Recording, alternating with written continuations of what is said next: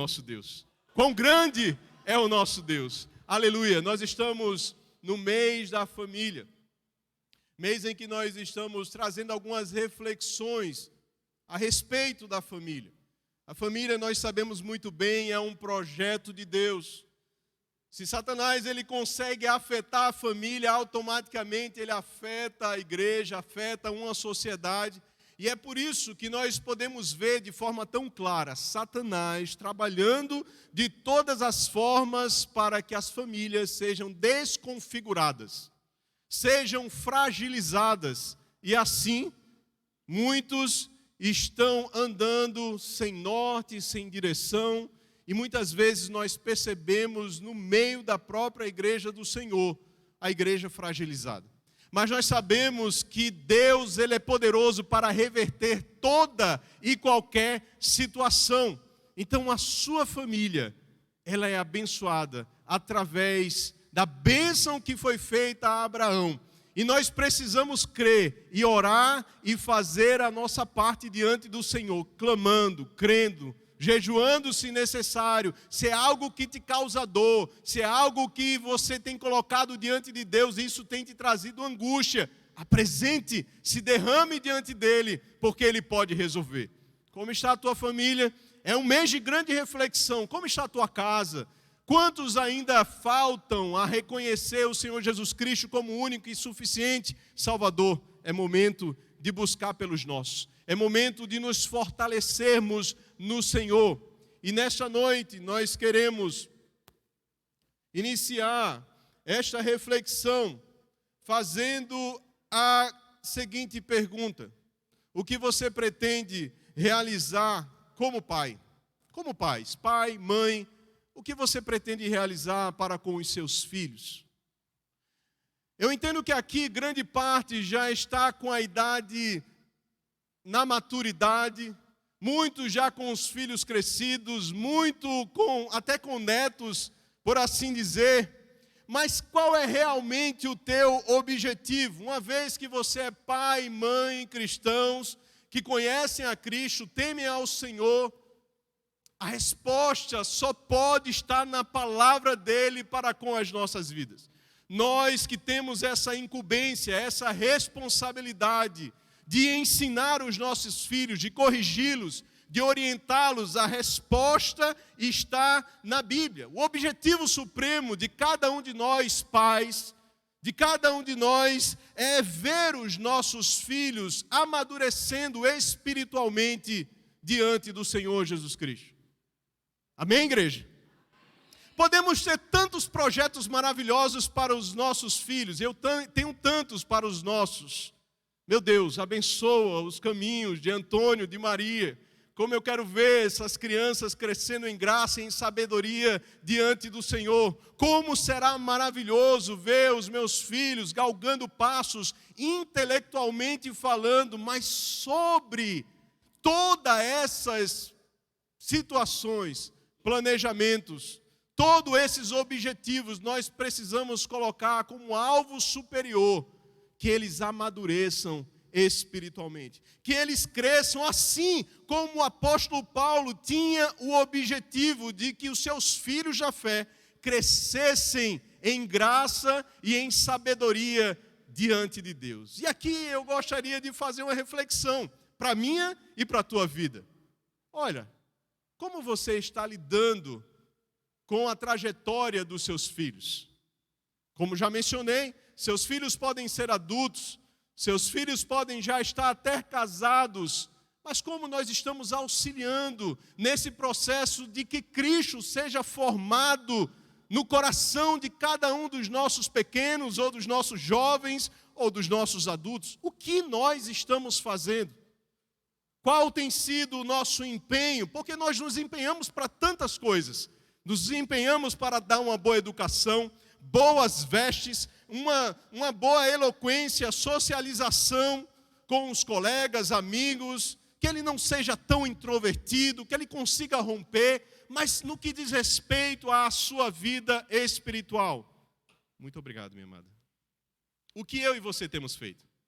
qual tem sido a nossa diligência. Buscar então a maturidade espiritual é um objetivo sincero, que cada um de nós, cristãos e pais, devemos buscar para que eles cresçam diante do Senhor. Você pode até pensar que essa mensagem não é para você. Você que já tem um filho adulto, ou casado, ou que já tem netos. Mas nessa noite eu gostaria de alertá-los para os que estão sob esta condição. Olhe para os seus netos. Olhe para tantas crianças e jovens desta igreja, desta comunidade e tantas outras que você tem contato. E a influência que você pode exercer sobre a vida dessas crianças e desses jovens e desses adolescentes, conhecendo a palavra de Deus. O que você tem feito? Porque como foi orado já nessa noite, é a igreja de hoje, é a igreja de amanhã, então qual é a tua diligência? Portanto, eu quero te chamar a atenção para que você continue prestando atenção naquilo que será dito, porque por mais que você pense, já passou o meu tempo, já dei a minha contribuição, você ainda pode fazer alguma coisa. Porque a palavra nos diz que nós devemos aprender com os mais maduros, as mulheres casadas, as jovens com as mais maduras, e assim sucessivamente. Nós precisamos aprender com quem já caminhou mais, com quem tem mais profundidade. Então você, pai e mãe, que possa ser que você já tenha até neto, você ainda pode contribuir com o amadurecimento espiritual de filhos, possa ser que não seus, mas dos seus netos, possa ser que não netos seus, porque talvez você não os tenha, mas tantas crianças aqui em nosso meio, que você pode dedicar um tempo, conversar, orar, adotar como um filho na fé, um filho espiritual, para que ele amadureça, para que ele cresça e se desenvolva diante de Deus. É missão da igreja. Não deveria existir entre nós, jovens e crianças, que andassem, mesmo sem a presença de um pai aqui nesta terra, sozinho e abandonado, porque a igreja deveria abraçar essa função de auxiliar no desenvolvimento em todas as áreas. E é maravilhoso, então, nós termos essa incumbência, porque não existe nada melhor do que um relacionamento profundo e sincero diante do Senhor. Quando você e eu começamos a nos relacionar com Deus, nós começamos meio que sem saber como fazer. Ao passar dos tempos, nós vamos aprendendo o quanto é maravilhoso estar de joelhos diante da presença dEle. O quanto que é importante dedicarmos um tempo na meditação da palavra. O quanto que nós precisamos dia após dia de direção do alto para as nossas decisões. Você pode replicar isso na vida de outra pessoa. Vamos então aprender nesta reflexão algumas lições para os que buscam a maturidade espiritual dos seus filhos. E eu gostaria que você abrisse na carta aos Gálatas, capítulo 4, versículo 19.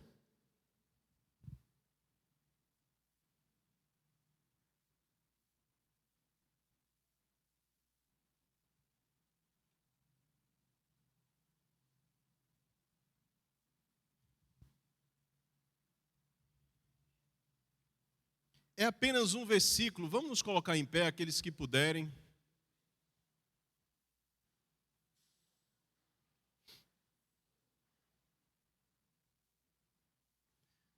Meus filhinhos, por quem de novo sinto as dores de parto, até que Cristo seja formado em vós. Oremos mais uma vez. Pai bendito, diante da Tua presença, nós apresentamos o nosso coração, Pai. Seja uma terra fértil para receber a semente da Tua palavra. Nos ajude a não sermos apenas ouvintes, mas, sobretudo, praticantes das boas novas de salvação, em nome de Jesus. Amém. Podeis assentar, amados. A carta aos Gálatas, ela tem uma temática central. A temática central desta epístola é a liberdade cristã. O apóstolo Paulo, em sua primeira viagem missionária com Barnabé, havia passado edificando algumas igrejas na região da Galácia. E agora judaizantes estavam querendo desfazer aquilo que ele havia ensinado. Então, em todo o ponto, igreja e local que o apóstolo Paulo havia plantado, havia semeado a palavra de Deus, o cristianismo. Agora esses judaizantes estavam então seguindo cidade após cidade para então acrescentar aquilo que o apóstolo Paulo já havia ensinado sobre a liberdade que nós temos em Cristo, para adicionar elementos do judaísmo. Ora, muitos deles, alguns deles, eram judeus e haviam se convertido ao cristianismo. Outros tantos eram gentios, pessoas que não eram judeus e não haviam crescido na lei de Moisés. Portanto, agora existia um grande número de pessoas com várias convicções de experiência, mas sendo ensinado na palavra de Deus por Paulo e por Barnabé, mas porém, esses judaizantes agora estavam se aproximando e se dirigindo aos irmãos para tentar desfazer o trabalho que ele estava então realizando. O apóstolo Paulo, ele já inicia esta epístola com uma grande preocupação. Ora, por que vocês voltaram, retornaram àquele caminho? Há um evangelho que não é o outro evangelho que eu vos ensinei. Porque vocês estão depressa, estão retornando àquilo que vocês aprenderam através de mim e de Barnabé. Então o apóstolo Paulo, ele está escrevendo com uma grande preocupação às igrejas da Galácia. Está escrevendo com grande preocupação, porque a semente do evangelho havia sido plantada, e agora aqueles homens que estavam em liberdade, através da obra de Cristo, estavam se submetendo novamente ao legalismo, estavam se submetendo novamente a práticas que não eram mais necessárias realizar como um ritual para adorar e para agradar ao Senhor Jesus Cristo. Dessa maneira, esses falsos mestres, eles estavam interpretando erroneamente tanto a lei quanto o evangelho. Porque o papel da lei não é salvar, mas o papel da lei é revelar o pecado. A função da lei não é levar o homem ao céu, mas levar o homem, o pecador, ao Salvador. E agora esses judaizantes estavam querendo novamente inculcar, reiterar, renovar as velhas práticas do qual eles haviam sido libertos. Meus amados, a lei não está em posição ao evangelho. Só aqueles que se sentem condenados pela lei é que sabem e sentem a necessidade de Cristo.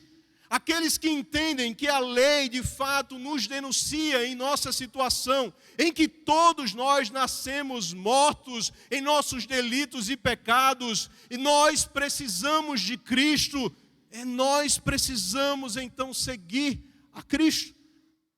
As Sagradas Escrituras, e era isso que Paulo, incessantemente agora, através desta carta, vai começar a ensinar. Vocês foram livres para a liberdade que foi que eu vos chamei. Não se sujeitem novamente ao jugo da escravidão, da lei e do pecado.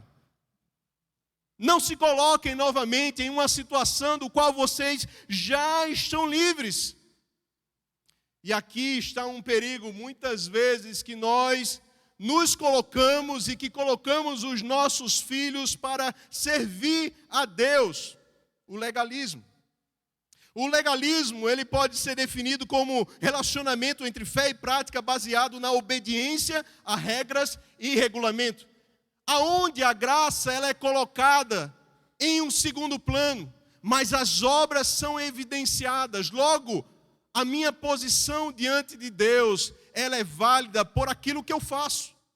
E não é incomum nós escutarmos no nosso meio muitos cristãos que estão baseados nas suas obras, que se valem seus muitos momentos de oração, dos seus muitos momentos de dedicação a uma casa de oração, que apresentam aquilo que fazem como um orgulho, uma necessidade para ser aceitos, muitas vezes por líderes, por homens, e acaba entrando num mecanismo irracional, praticando algo como um religioso, que perde a essência da adoração em tudo aquilo que é feito para Deus.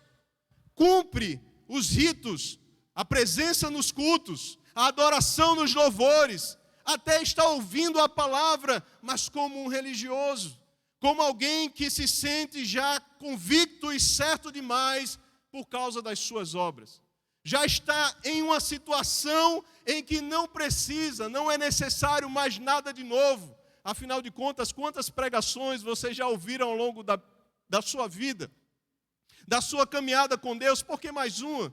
Então nós muitas vezes vemos no meio do povo de Deus uma religiosidade que é explicitada por um legalismo.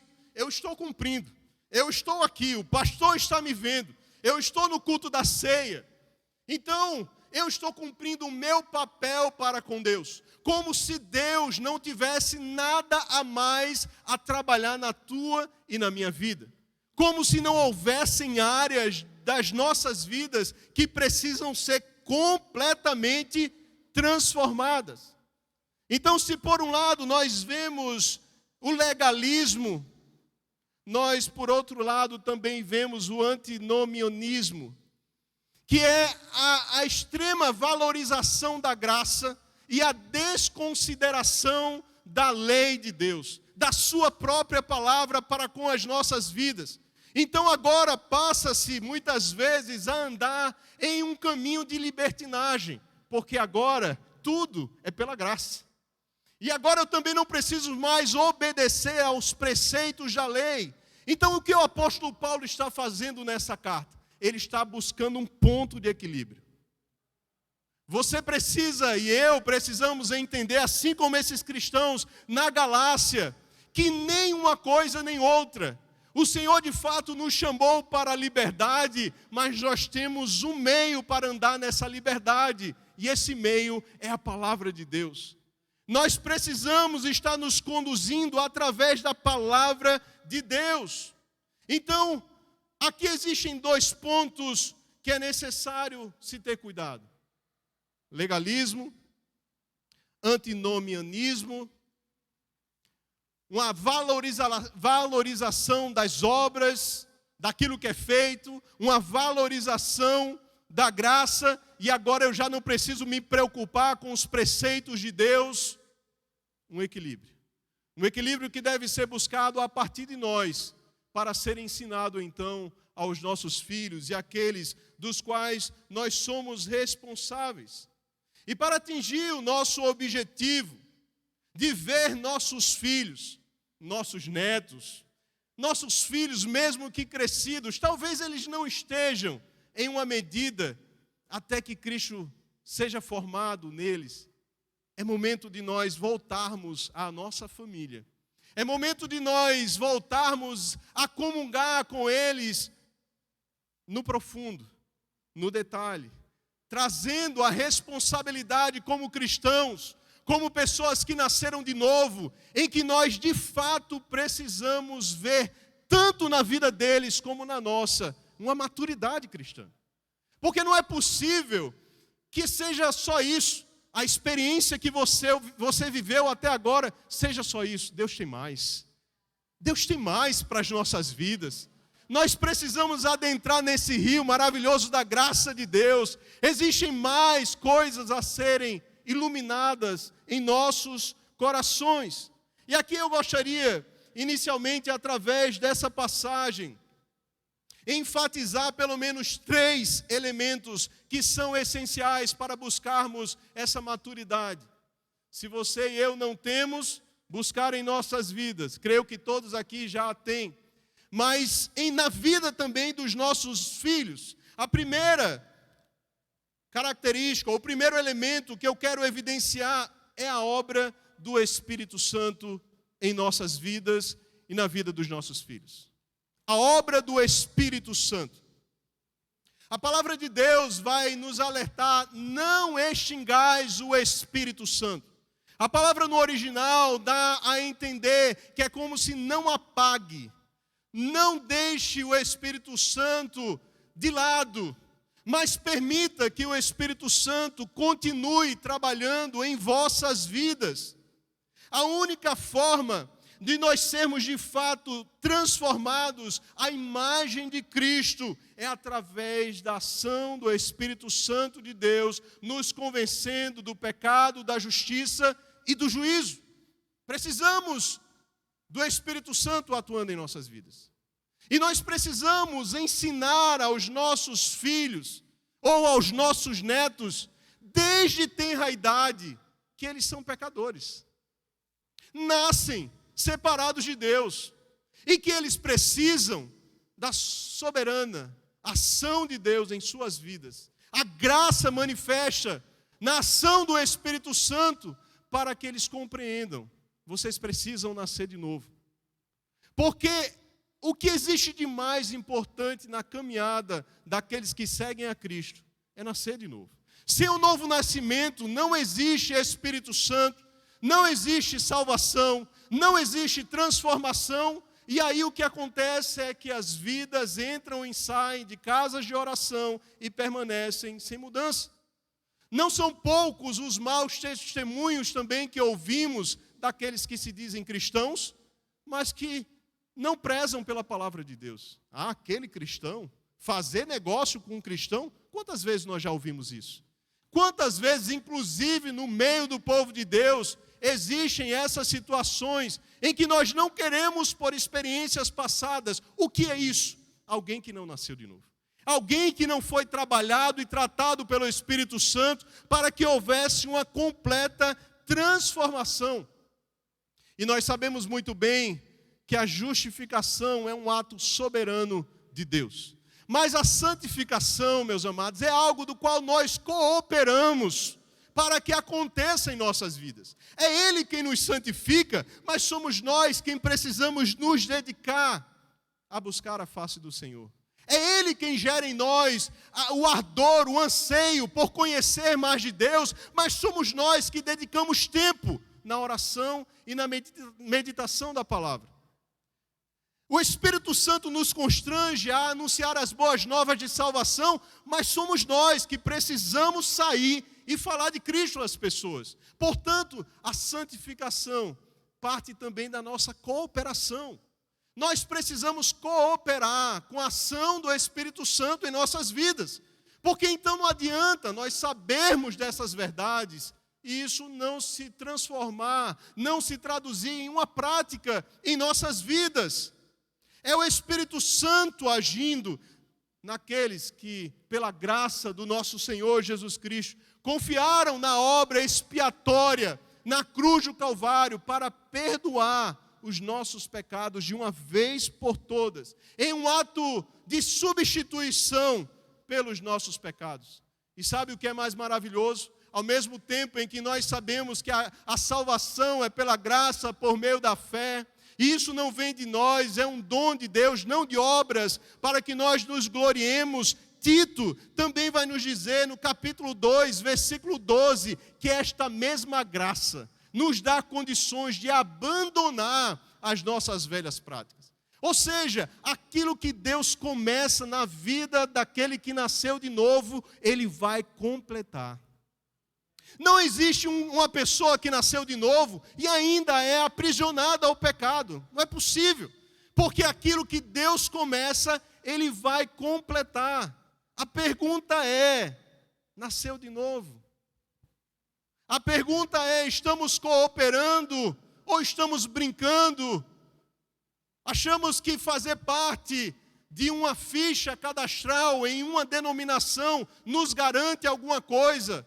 Até participar em momentos de ceia, louvores maravilhosos como este, que nós participamos, meus amados, é necessário mudança de conduta e transformação em nossas vidas. E sabe o que eu e você precisamos fazer com os nossos filhos? Ensinar as mesmas coisas.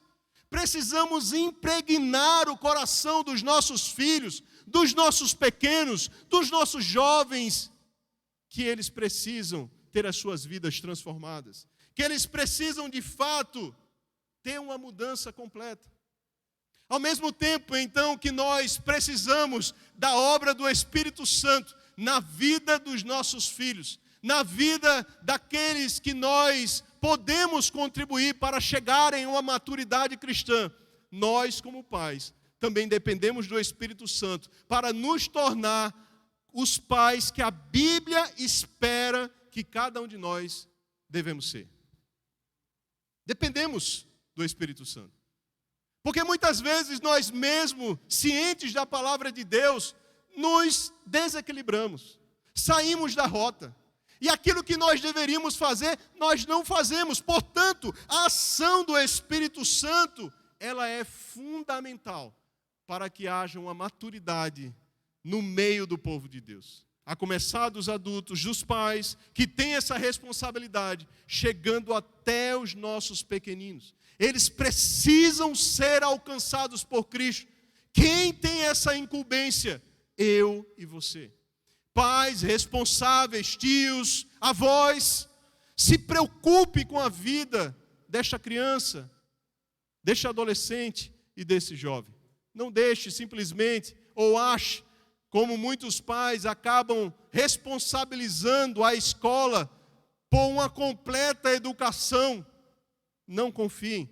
Veja o que o seu filho está estudando na escola. Pergunte, questione, verifique. Por mais que você não tenha domínio, no meio dos estudos pode ter algo contrário à palavra de Deus. E você e eu precisamos refutar.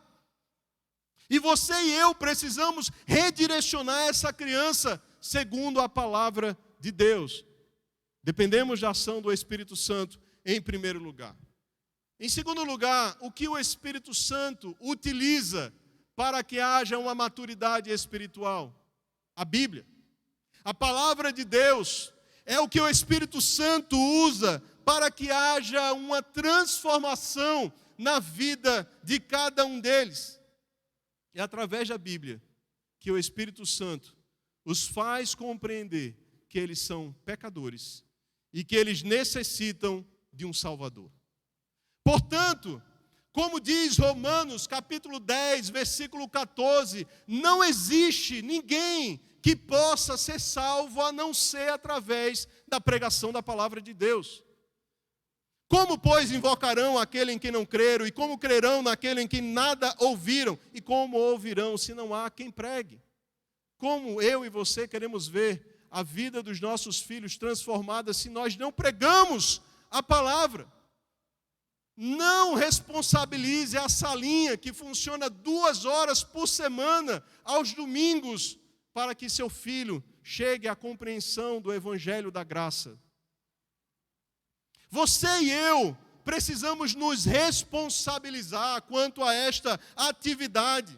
O Espírito Santo, nós sabemos, opera através da sua preciosa palavra para gerar transformação, mudança na vida de cada um deles. Conforme 1 Pedro capítulo 1, versículo 23. Sendo de novo gerados, não de semente corruptível, mas da incorruptível, pela palavra de Deus viva e que permanece para sempre. Como que somos gerados de novo?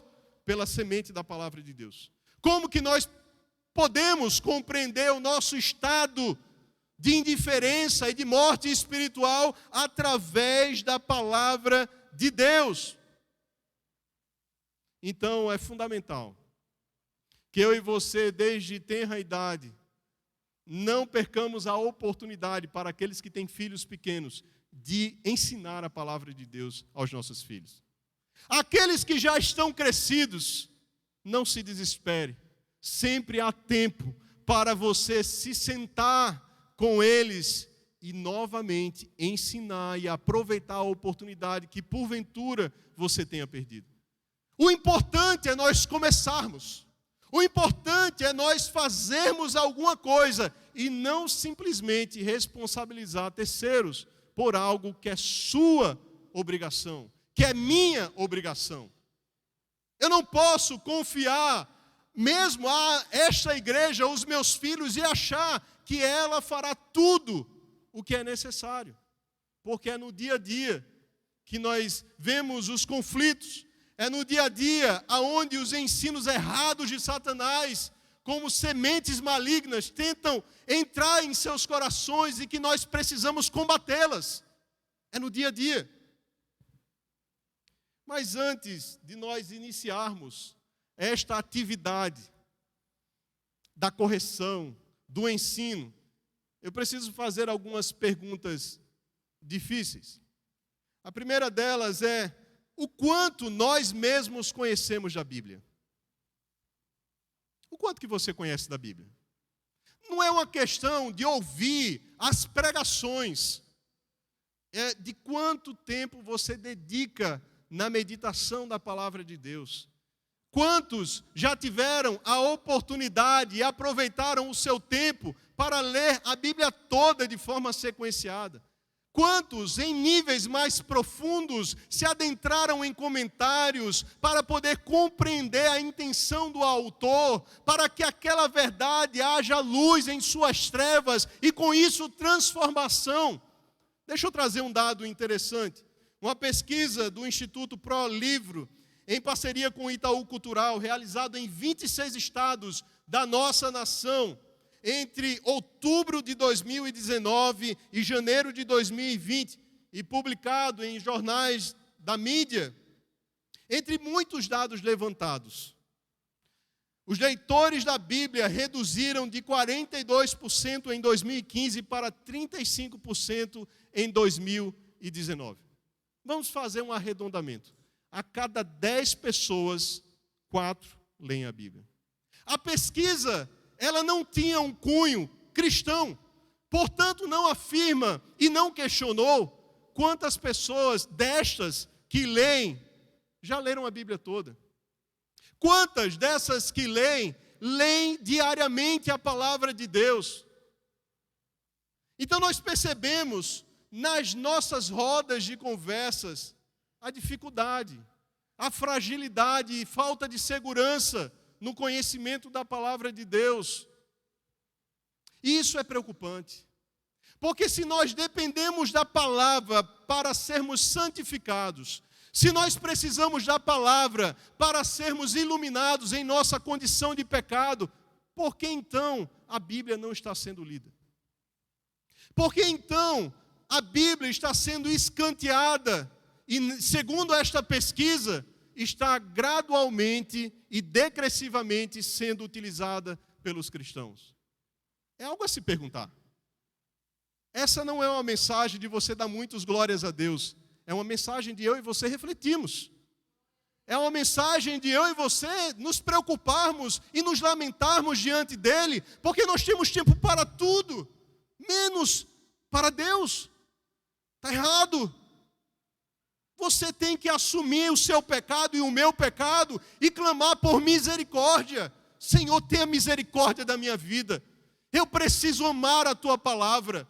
Eu preciso me dedicar à Tua palavra. Porque a palavra de Deus, o próprio Senhor Jesus vai dizer que aqueles que me amam guardam as minhas palavras, os meus mandamentos. O que é guardar? Eu já faço isso, pastor. Está na minha estante, bem guardadinha. São 10 versões de Bíblia de estudo. Tudo bem direitinho lá, não está empoeirada. Guardar não é isso. Guardar, sobretudo, é colocar em prática. É guardar no coração de tal forma que no momento em que você e eu precisarmos, a palavra está lá, encucada. E você vai poder buscar, trazendo à memória aquilo que te traz e me traz esperança. O que é que te traz esperança? A palavra de Deus, o próprio Senhor Jesus Cristo. Portanto, nós precisamos estudar mais a palavra de Deus. Quantos concordam? Eu preciso estudar mais a palavra de Deus. A segunda pergunta que eu quero fazer: quanto das Escrituras mencionamos ao longo de uma conversa com os nossos filhos? Porque conversamos sobre tudo, mas quanto do tempo que você conversa com ele, você se utiliza da palavra para aplicar conceitos bíblicos e cristãos na vida dele? Outra pergunta: quanto relacionamos a Bíblia à vida diária deles? Outra pergunta: com que frequência usamos as Escrituras para reprová-los ou convencê-los quanto ao pecado deles? Com que regularidade usamos a Bíblia quando disciplinamos nossos filhos? Algo muito importante. Não é a disciplina pela disciplina, é uma disciplina baseada numa orientação de Deus para com o seu povo. Nós não podemos apartar a disciplina dos nossos filhos. E aqui eu não quero entrar no mérito em como você faz isso com os seus filhos, mas nós não podemos deixá-los fazerem o que eles querem. Com moderação, com sabedoria, explicando a palavra de Deus, mas disciplinando. Como usamos as Escrituras para treinar nossos filhos na justiça, a fim de ajudá-los a agir melhor no futuro? Observem, meus amados, é impossível educar os nossos filhos na disciplina e na admoestação do Senhor, conforme Efésios 6:4, sem a palavra de Deus. É a vária disciplina que dão sabedoria, Provérbios 29:15. Precisamos da palavra de Deus. Precisamos conduzir os nossos filhos segundo a palavra de Deus. E é nosso papel, eu e você, pai. É a nossa responsabilidade conhecer, mas não apenas conhecer, utilizar a palavra no ensino dos nossos filhos, dos nossos netos. É uma temática para nos preocuparmos. A terceira característica que nós naturalmente precisamos desenvolver para que nós alcancemos ou vejamos ou reconheçamos o amadurecimento espiritual na vida dos nossos filhos, das nossas crianças, jovens e adolescentes, é a paciência. Precisamos dar tempo após a aplicação da palavra de Deus. Após uma dependência do Espírito Santo de Deus, precisamos aguardar, porque maturidade leva tempo. Uma maturidade espiritual não é algo que se adquire de um dia para o outro. Não é uma pregação como essa apenas, mas em uma sequência, em uma continuidade de alimentos diários aos nossos filhos, para que eles cresçam diante do Senhor. Da mesma forma que leva tempo para nós desenvolvermos habilidades como pais, leva tempo também para que seu filho compreenda a palavra de Deus. Portanto, nós precisamos ser pacientes, mas diligentes. Pacientes, mas também sermos constantes, ensinando, errou, ensina novamente, errou, se necessário disciplinemos, mas ensinando a palavra de Deus. A palavra precisa ser ensinada. A Bíblia deve ser usada para ensinar, para repreender, corrigir e instruir também os nossos filhos. Isso leva tempo. Tempo esse que talvez eu e você não estejamos investindo em nossos filhos. Ou não gostemos de investir em nossos filhos. Talvez tudo, absolutamente tudo, tire a sua atenção dessa urgência que é ensinar a palavra de Deus a cada um dos nossos. Portanto, não existe maturidade instantânea, não existe nenhum remédio, nenhum pozinho mágico, nenhuma palestra que resolva isso na vida do seu filho. É uma caminhada. O que é que a palavra de Deus afirma? Que nós devemos ensinar, enquanto nós estamos caminhando, ensinando a palavra de Deus. Ensinando a palavra de Deus. Isso fala de um desenvolvimento, de uma paciência, de uma perseverança, aplicando a palavra de Deus no coração dos pequeninos, para que eles então amadureçam espiritualmente. Gálatas capítulo 6, versículo 9, vai nos dizer assim: e não nos cansemos de fazer o bem, porque ao seu tempo ceifaremos, se não desfalecermos. O que é ceifar? Aqui está usando uma figura de um agricultor, de alguém. Você já viu alguém que planta e colhe na mesma hora? Impossível. Alguém que trabalha na terra, que ara a terra, planta aquela semente e aguarda. cuida da terra antes de lançar aquela semente e aguarda, nós iremos receber, se não desfalecermos. E na Bíblia, meus amados, nós temos vários exemplos de grandes homens de Deus. Homens que foram notórios pelos dons e capacitação do alto para desenvolverem o chamado que Deus tinha para cada um deles, mas que fracassaram como pais. Pessoas que estavam envolvidas com o seu ministério, com o seu ofício diante de Deus, mas que esqueceram de olhar para os seus. E nós precisamos aprender com esses erros. Nós precisamos observar esses erros e aprender. Uma pessoa, então, inteligente aprende com os seus erros, mas uma pessoa sábia aprende com os erros de outros, afirma Augusto Cury. Nós precisamos observar. Se existem homens que já erraram na palavra de Deus, na criação de filhos, nós precisamos observar a conduta deles e aplicá-las em nossas vidas de modo inverso, não as praticando. Precisamos então estar atento e a partir deste momento, eu gostaria que você voltasse ao Antigo Testamento, no primeiro livro de Samuel.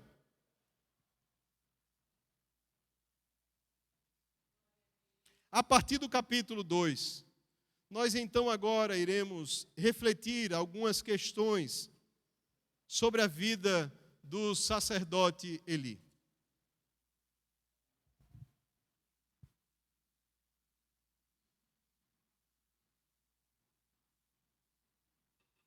Mantenha sua Bíblia aberta. Inicialmente eu gostaria de fazer algumas afirmações a respeito deste grande homem.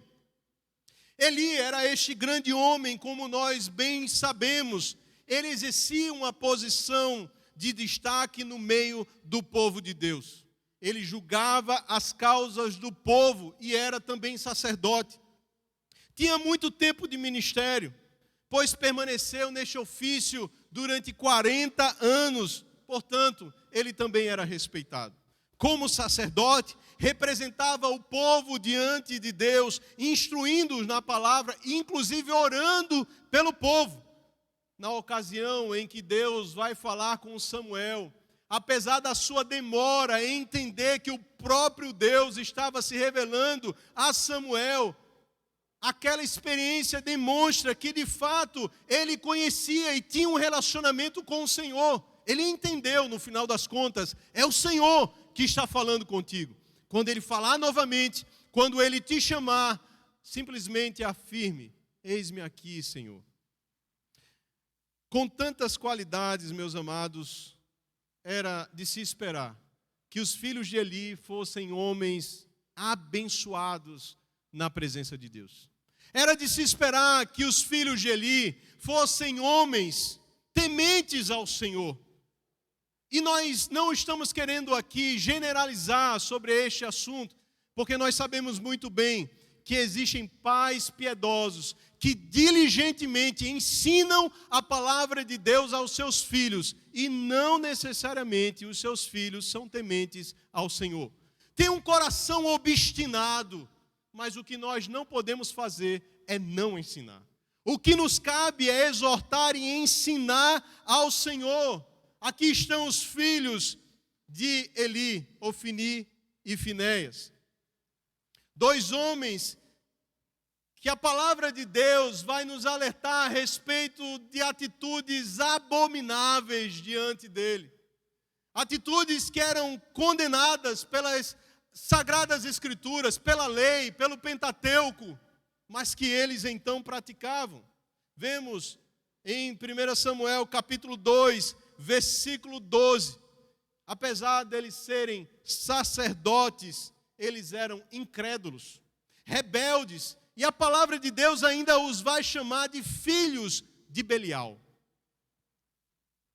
Eles se acostumaram então a cumprir as suas obrigações, mas eles não temiam a Deus. Observe a religiosidade na vida de muitas pessoas que estão no meio da igreja do Senhor. As pessoas que se acostumam em fazer, mas que aquilo já não gera temor e reverência em nossos corações. Era algo que estava presente na vida de Ofni e de Finéias. No capítulo 2, versículo 22, vai dizer o seguinte: ora, Eli, que já era muito velho, ouvia tudo o que os seus filhos faziam, e a todo Israel, e de como tinham relações com as mulheres que serviam à porta da tenda da congregação. Aqueles homens, além de não temerem ao Senhor, eles eram adúlteros. E eles adulteravam com as mulheres que serviam no templo. Eram homens abomináveis diante do Senhor. Eram homens que estavam com o coração obstinado, endurecidos pelo pecado. Ainda em 1 Samuel, capítulo 2, versículo 24, eles não apenas pecavam, mas incitavam o povo a pecar. Eram homens que estavam inclinados a fazer todas essas coisas. No capítulo 2, do versículo 23 ao 25, eles também não tinham um coração ensinável, porque Eli chegou a adverti-los nesta situação, que eles deveriam parar, mas eles não levaram em consideração. Mas aqui também nós podemos identificar alguns erros na vida deste homem, deste sacerdote, erros que nós devemos ter cuidado para não replicarmos em nossas vidas e assim trazer consequências na vida dos nossos filhos. A primeira que eu gostaria de destacar é a ausência. Nós vivemos em um momento em que estamos em absoluta correria, todos os dias. Em todo o tempo nós temos atividades. E quando não basta as atividades que nós temos, nós ainda buscamos. E aí nós nos tornamos ativistas. Ativismo dentro do trabalho, dentro da área da educação, dentro da própria igreja. E era o caso de Eli. A palavra de Deus não afirma, mas eu posso conjecturar que ao longo de 40 anos, julgando, intercedendo, aconselhando a nação de Israel, aquele homem vivia em uma extrema correria, cuidando do filho dos outros, ouvindo as situações e os problemas dos outros e possivelmente não tendo tempo para os seus. Quanto tempo você tem dedicado para uma conversa, uma ausculta de fato ativa, entendendo o que o seu filho está passando? Porque o que nós mais observamos nos dias de hoje, você está conversando com uma pessoa, ela já está olhando o celular. Você está conversando com uma pessoa e ela parece que está desconectada daquele momento. As pessoas não têm mais atenção nas conversas, nos diálogos. A omissão, a ausência, na verdade, deste homem de Deus é algo que nós podemos então inferir ao texto sagrado devido à sua correria. Isso acontece ou não acontece em nossas vidas? Quantas vezes nós estamos correndo tanto que nós não temos tempo? Não, meu filho, hoje não. Não, meu filho, hoje não. Corremos tanto e esquecemos dos nossos. Corremos tanto para atender os outros e terceiros, e temos tempo para interceder, para visitar, para aconselhar, mas esquecemos dos nossos. O teu filho é a tua responsabilidade. Não se esqueça disso. É a minha responsabilidade. Nós então precisamos zelar e dedicar tempo para com os nossos filhos. Precisamos orientá-los no caminho do Senhor e, como já foi falado, a maturidade espiritual leva tempo. E você tem que dedicar tempo com o seu filho. Talvez você olhe para mim e diga, Tarsis, realmente essa palavra não tem nada a ver comigo. Seus filhos talvez já sejam adultos, não sei. Mas quanto tempo que você não tem uma conversa com eles? Quanto tempo que você não entende os conflitos pelos quais eles estão passando? Porque ninguém gosta de ser estranho por querer. Ninguém gosta de ser antissocial porque é saudável para si mesmo. Alguma coisa está acontecendo. E você precisa ouvi-lo. Para ouvi-lo, você precisa dedicar tempo e insistência para com o seu filho. A segunda característica e erro que nós vemos e que nós não podemos e devemos, então, tornar como uma prática em nossas vidas é a omissão. E eu gostaria que você lesse comigo, capítulo 2, versículos 22 a 24.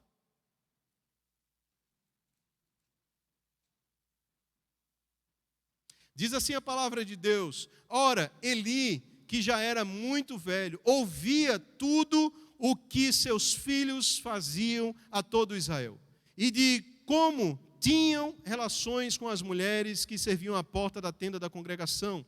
Então ele lhes disse: por que fazeis tais coisas? Ouço de todo este povo os vossos malefícios, mas não, filhos meus, não é boa coisa, não é boa a fama, que ouço entre o povo do Senhor. O que é que estava acontecendo nesta situação? O sacerdote Eli estava sendo alertado pelo povo de Deus. Ele já havia perdido a total e completa autoridade sobre os seus filhos. Quando ele quis trazer uma orientação, uma instrução para eles, uma correção, eles já não ouviam mais. Eles já não faziam caso.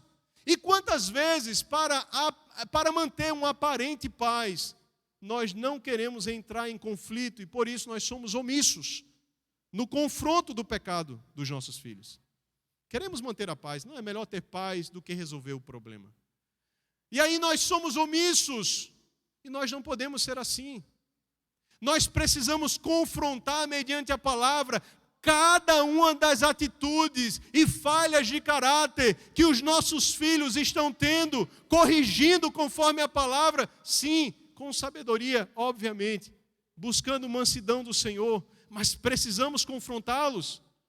Não é possível que você veja o seu filho, alguém do qual você seja responsável, cometendo pecado após pecado, e você achar que isso é normal. Isso é da idade. Que da idade o quê, meu amado? Assuma a responsabilidade da sua casa. Eu e você temos essa responsabilidade de instruir os nossos filhos. Ainda nos versículos 27 ao 28, diz assim no mesmo capítulo: veio um homem de Deus a Eli e lhe disse: assim diz o Senhor, não me manifestei, na verdade, à família de teu pai, estando eles ainda no Egito, sob o domínio de Faraó. Eu o escolhi dentre todas as tribos de Israel para sacerdote, para subir ao meu altar, para queimar o incenso e para trazer a estola sacerdotal perante mim. Também dei à família de teu pai todas as ofertas queimadas dos filhos de Israel.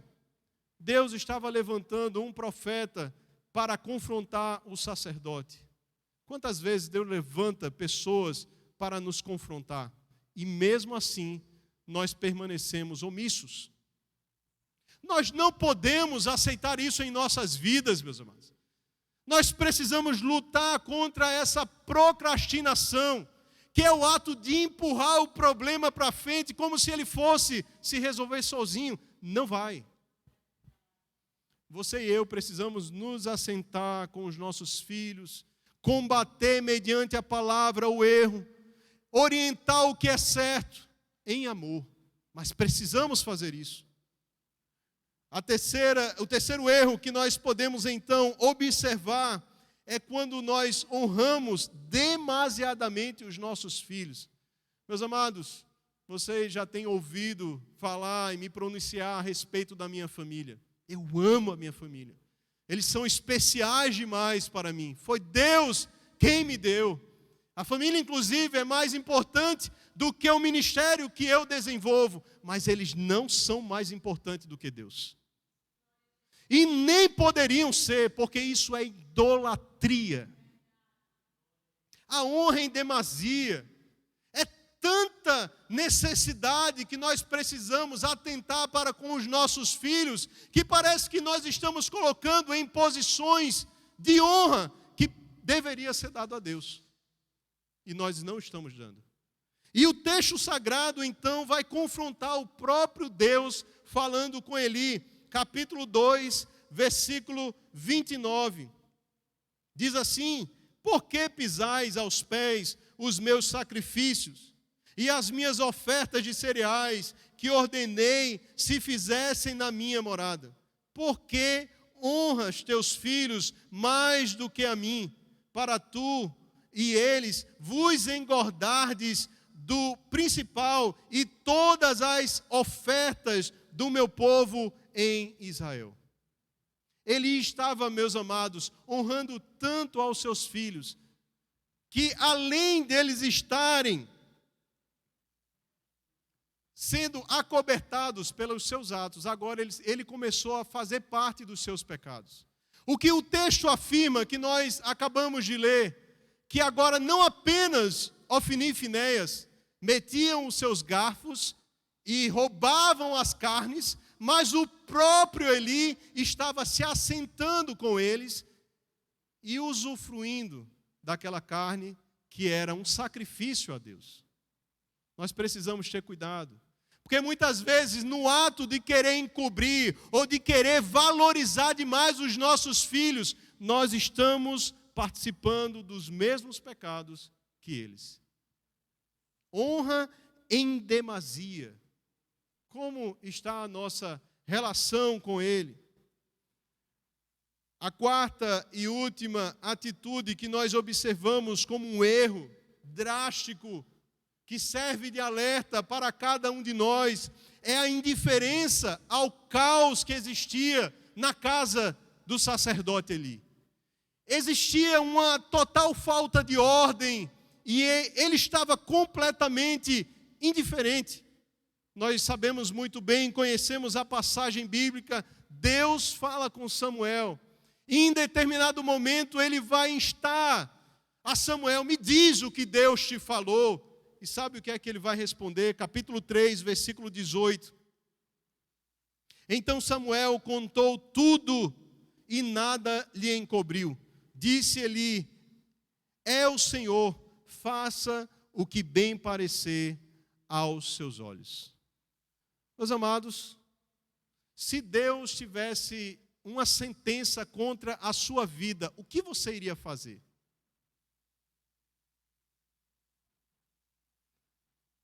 Eu e você precisamos urgentemente cair aos pés do Senhor e clamar por misericórdia, por mudança em nossa casa. Deus está trazendo uma sentença para a sua família e Ele está aceitando, sem apresentar diante de Deus, sem clamar por perdão, sem mudança de conduta. Faça-lhe como bem parecer. Nós sabemos que quando Deus ele quer fazer algo, Ele vai fazer. Mas a questão não é essa, eu não estou avaliando essa perspectiva. Eu estou avaliando o comportamento de Eli diante de uma sentença de Deus que iria trazer juízo sobre a sua casa. Ele simplesmente cruza os braços e aguarda aquela sentença acontecer. Ele não reage, ele não luta.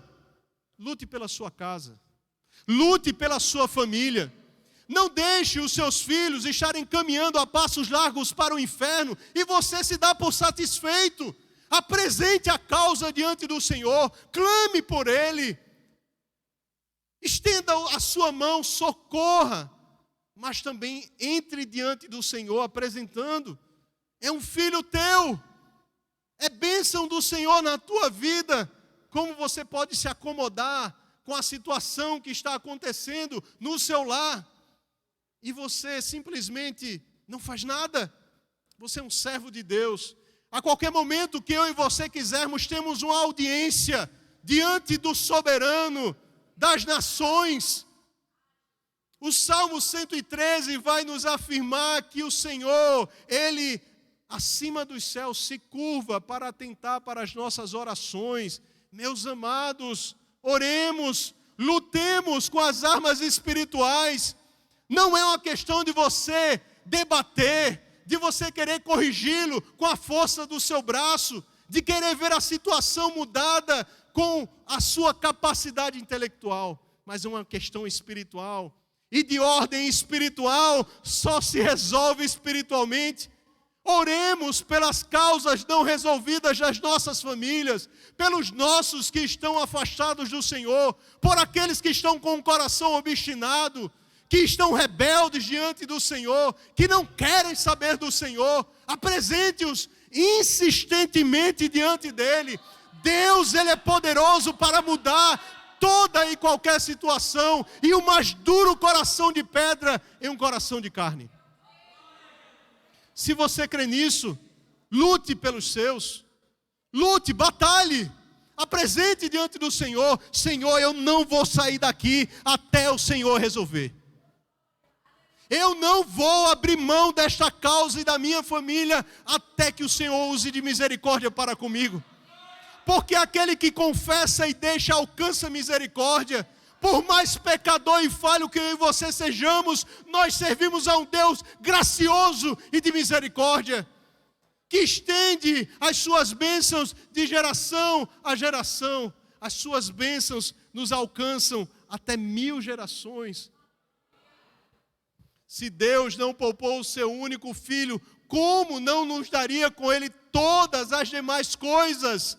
Romanos 8:32. Então por que você está se acomodando a uma situação de escassez, a uma situação de dificuldade relacional no seu lar, achando que é isso que Deus tem para os seus? Apresente diante dele. Não se canse. Aqui temos, sobretudo, mulheres de oração, que anos apresentaram a causa diante de Deus. Muitas que ainda hoje oram. Muitas que ainda estão aguardando Deus intervir em suas histórias. E sabe o que elas estão fazendo? Estão de braços cruzados? Não. Estão apresentando a causa diante de Deus. Estão apresentando a situação que é impossível aos seus olhos e clamando por socorro do alto. Ele estava indiferente ao caos que estava acontecendo na sua casa. Eu e você não podemos ter a mesma atitude. Nós precisamos reagir. E reagir com as armas corretas diante do Senhor. Senhor, eu não posso. Não adianta debater. Não adianta brigar. Senhor, eu não posso, mas Tu podes. Alcança aonde ele estiver, aonde ela estiver. Senhor, desfaça o mal que está sendo maquinado no meio dos meus. Desfaz. Traz ao Teu arraial. Traz para a Tua presença. Senhor, realiza essa obra. Sabe o que acontece na história de Eli? A história de Eli acaba de forma terrível. Deus suscita os filisteus contra os israelitas. No primeiro embate, 4.000 homens são mortos. Eles então buscam a Arca da Aliança, que representava a presença onde Deus se manifestava para o seu povo. Buscam a aliança, mas sabe como eles buscam a aliança? Como se fosse um patuá. Como se fosse trazer sorte. Meus amados, não adianta tentar expulsar os demônios pelo Deus de Paulo. Você tem que ter um relacionamento com o Deus de Paulo, senão os demônios não são expulsos. Não adianta você querer fazer algo que você não comunga. Eu e você. Eles trazem então a Arca da Aliança. Sabe o que é que acontece? Os filisteus novamente se levantam contra os israelitas. Sabe o que acontece? 40.000 israelitas são ceifados neste dia. Sai alguém anunciando aquela terrível notícia para Eli. O que aconteceu? O que aconteceu?